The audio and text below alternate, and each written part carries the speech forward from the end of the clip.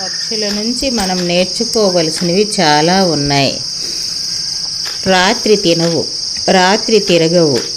తమ పిల్లలకు సరిగ్గా సమయానికి తగ్గట్టు అన్నీ నేర్పిస్తాయి. ఎక్కువగా తినవు. మీరు ఎంతైనా ధాన్యాలు వేయండి, కొంచెం తిని ఎగిరిపోతాయి. తమతో ఏమీ తీసుకెళ్ళవు. రాత్రి వస్తే నిద్రపోతాయి. ఉదయం త్వరగా లేస్తాయి. పాడుతూ ఉత్సాహంగా లేస్తాయి. తమ ఆహారాన్ని ఎప్పుడూ మార్చవు. స్వయంవరంతో జీవిత భాగస్వామిని ఎన్నుకుంటాయి. తమ శరీరంతో నిరంతరం పనిచేస్తాయి. రాత్రి తప్ప విశ్రాంతి తీసుకోవు.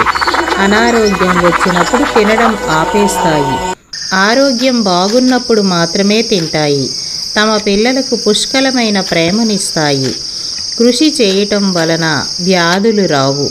ప్రకృతిలోంచి ఎంత అవసరమో అంత మాత్రమే తీసుకుంటాయి. తమ ఇంటిని పర్యావరణ అనుకూలంగా తయారు చేసుకుంటాయి. తమ భాష తప్ప వేరే భాష మాట్లాడవు. చాలా బోధనాత్మకంగా ఉంటాయి. మనం కూడా వీటి నుంచి కొన్ని నేర్చుకుంటే జీవితం సాఫీగా, ఆనందంగా, విజయవంతంగా ఉంటుంది. లోకా సమస్త సుఖినో భవంతు. మేలుకొనవే జీవహంసా,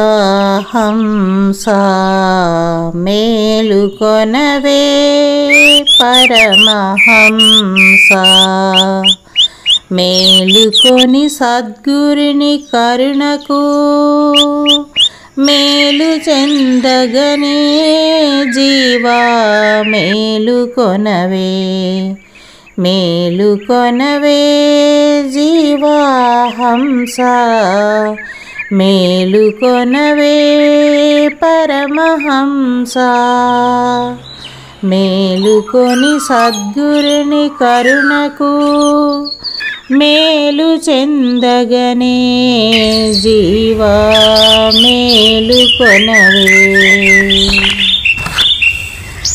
ఎంతకాలము నీదు దేహము శాశ్వతంబని ఎంచబోకుము. అనంతు తెలిసి గురుని పాదము ఆశ్రయించగదే దేవా, మేలుకొనవే. యావత్కాలం కృతం కర్మ తావత్ తిష్టతి చింతయా, ఏతస్మై మేళనంతే కా తత్ర పరివేదనా. మేలుకొనవే జీవహంసా, మేలుకొనవే పరమహంసా, మేలుకొని సద్గురుని కరుణకు మేలు చెందగనే జీవా, మేలుకొనవే. ఈ విధంబుగా మట్టి తనువు మిథున లగ్న మండలి పుట్టునా జీవా, మేలుకో.